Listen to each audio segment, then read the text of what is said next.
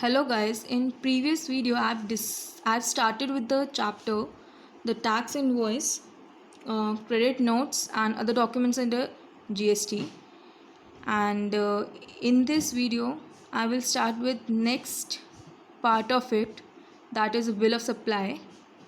So what is bill of supply? Bill of supply is similar to a GST invoice, except that bill of supply doesn't contain any tax amount, as the seller cannot charge GST to the buyer. Cost है, कोई bill of supply है वो GST invoice की तरह ही दिखता है, but लेकिन उसमें डिफरेंस क्या है, उसमें टैक्स अमाउंट इन्वॉल्व नहीं होता, क्योंकि सेलर उसमें GST चार्ज ही नहीं कर सकता. सो ये डिफरेंस मेन उसमें आपके टैक्स इन्वॉइस में और ये बिल ऑफ सप्लाई में मेन डिफरेंस ये होता है. A bill of supply is issued in cases where tax cannot be charged. अब बिल ऑफ सप्लाई, ऐसे मैंने बोला कि बिल ऑफ सप्लाई तभी इशूड होता है जिसके उन केसेस में जहाँ टैक्स चार्ज नहीं हो सकता. So registered person is selling exempted goods या services. Secondly, the registered person is opted for composition scheme. Composition scheme में क्या होता है कि जो भी सप्लायर्स कंपोजिशन स्कीम में रजिस्टर्ड हैं वो कुछ भी अगर कोई भी सप्लाई कर रहे हैं तो उन्हें एक फिक्स्ड परसेंटेज ऑफ रेट दे रखा है. जो भी वो इतनी सप्लाईज करेंगे क्वार्टरली, उनको उस रेट पर टैक्स डिपॉजिट करना होगा. उनके लिए एक स्पेसिफिक कोई वो नहीं है कि आपके इससे अलग अलग डिफरेंट रेट्स होते हैं. अगर आप नॉर्मल सप्लायर हैं तो अलग अलग रेट्स होते हैं, जैसे 18%, 28%, बट उनके लिए एक फिक्स्ड रेट है जो उसके हिसाब से उन्हें उनके टैक्स कंप्लाइंस के लिए उन्हें उतने ही रेट पर टैक्स डिपॉजिट करना होता है. सो इसलिए उनके लिए कोई स्पेसिफिक उन्हें टैक्स का कॉलम बनाने की ज़रूरत नहीं होती है. So persons opting for composition levy shall mention the words composition taxable person not eligible to collect tax on supplies. So ये उन्हें अपने बिल्स के ऊपर जो भी वो अपना बिल ऑफ सप्लाई बनाएंगे उसके ऊपर उन्हें ये लिखना होता है कि composition taxable person not eligible to collect tax on supplies. Now, invoice cum bill of supply. As per notification number 45/2017, Central Tax dated 13th October 2017, if a registered person is supplying taxable as well as exempted goods or services to an unregistered person, then he can issue a single invoice cum bill of supply for all such supplies. Now, I am starting with the next area, which is the contents of bill of supply. So these are, first is the name, address and GST tin of supplier, then the consecutive serial number in one or multiple series containing alphabets or numericals or special characters like hyphen or dash, and dash symbolize जैसे आपको दे रखा है respectively, and any combination thereof unique for a financial year. Next is date of its issue, वो कब issue हो रहा है bill of supply. Name and address and GSTN और UN if register of the recipient. कोई भी रिसिपाइंट को जो भी वो बिल इशू हो रहा है बिल ऑफ सप्लाई, उनका ऑफकोर्स नेम, एड्रेस, GSTN वगैरह, HSN code, description of goods और services, value supply of goods और सर्विसेज और both, taking into account discount if any. Next is signature और डिजिटल सिग्नेचर. मतलब signature can be either signed by supply manually और through digital signature. As however we have already studied also in tax invoice that signature or digital signature of the supplier or his authorized representative shall not be required in case of issuance of electronic bill of supply in accordance with the provisions of Information Technology Act 2000. कौन सा electronic bill of supply कोई issue कर रहा है तो उस case में sign की आपको ये डिजिटल सिग्नेचर की ज़रूरत नहीं पड़ेगी, है सिग्नेचर की ज़रूरत नहीं पड़ेगी. सो मैं एग्जांपल के तौर पे लूँगी, जैसे अगर सुमित एंड सन्स है, वो मैन्युफैक्चर है गुड्स का, जिसने कंपोजिशन लेवी के अंदर अपने आप को ऑप्ट किया, उसने composition levy under section 10. So it will issue a bill of supply, not tax invoice. So manner of issuing tax invoice. There are following points and manner for issuing tax invoice. अब tax invoice issue करने के आपके पास एक दो तरीके होते हैं. मतलब in case of goods is there is a separate area, and in case of taxable supply of services, there's separate area. So in case of taxable supply of goods, invoice shall be prepared triplicate.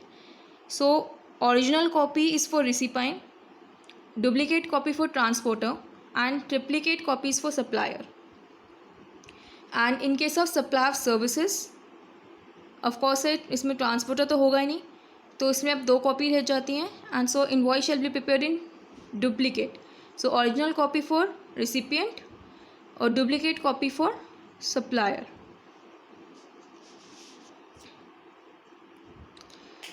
अब जो भी serial number of invoices issued during a tax period, जो भी tax period में issue होते हैं, वो furnished होंगे electronically through common portal GSTR 1 में. GSTR 1 आपकी आउटवर्ड सप्लाईज की रिटर्न होती है, जो हम अभी लेटर वीडियोस में रिटर्न्स अंडर GST के अंदर पढ़ेंगे.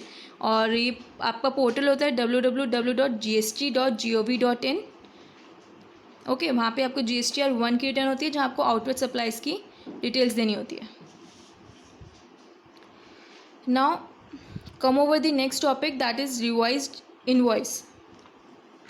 A registered person may within 1 month from the date of issuance of certificate of registration and in such manner as prescribed in the invoice rules issued a revised invoice against the invoice already issued during period beginning with effective date till the date of certificate of registration to him. As a person who becomes liable for registration has to apply for registration within 30 days of becoming liable, and when an application is made within time period and registration is granted, the effective date of registration will be the date when the person become liable. So there is a lag between the date of grant and effective date of registration. So for supplies made during this period, the law enables issuance of revise tax invoice. अब क्या होता है कि अगर आपने जिस दिन से आप लायबल हुए और जिस दिन आपको रजिस्ट्रेशन सर्टिफिकेट मिला, तो उस बीच में अगर आपने कोई भी इनवॉइस इशू किया है, तो उस केस में जब आपको रजिस्ट्रेशन मिल जाएगा, तो आपको वाले इनवॉइस जो इन बिटवीन इशू हुए हैं वो भी आपको रिकन्सीडर करने पड़ेंगे by issuing as a revise tax invoice. So हम इसे एक एग्जांपल के साथ समझेंगे. सपोज़ एक ABC लिमिटेड है, उन्होंने बिजनेस अपना कमेंस किया है for supply of goods on 1 अप्रैल इन दिल्ली. उनका turnover exceeded the applicable threshold limit on 3 September. So thus it becomes liable to registration on 3 September. Of course उनका क्या हुआ है उसमें कि उन्होंने एक अपना बिजनेस कमेंस किया है जो सप्लाई ऑफ गुड्स में डील करते थे ऑन 1 अप्रैल इन दिल्ली. ठीक है, उन्होंने इस तारीख को अपना बिजनेस कमेंस किया है और उनकी टर्नओवर लिमिट जो एक्सीड हो गई है थ्रेशोल्ड लिमिट से, वो हो गई ऑन 3 September. सो ये लाइबल तो रजिस्ट्रेशन के 3 September से हो गए. So it applied for but लेकिन उन्होंने अप्लाई कब किया? 29 September तक, क्योंकि हमें 30 डेज़ के अंदर करना होता है, तो उन्होंने 30 डेज़ के अंदर 29 September को अप्लाई किया and was granted registration certificate on 5 October. So since it is applied for registration, so registration granted is effective from 3 September. As उन्होंने 30 डेज़ के अंदर अप्लाई किया जब से वो लायबल थे, तो वो तब से उनका रजिस्ट्रेशन इफेक्टिव होगा जब से वो लायबल हुए थे. बट लेकिन 30 डेज़ में नहीं हुआ, उन्होंने उसके बाद में किया है, तो जिस दिन से उन्होंने मतलब बाद वाली डेट में ही वो इफेक्टिव होंगे.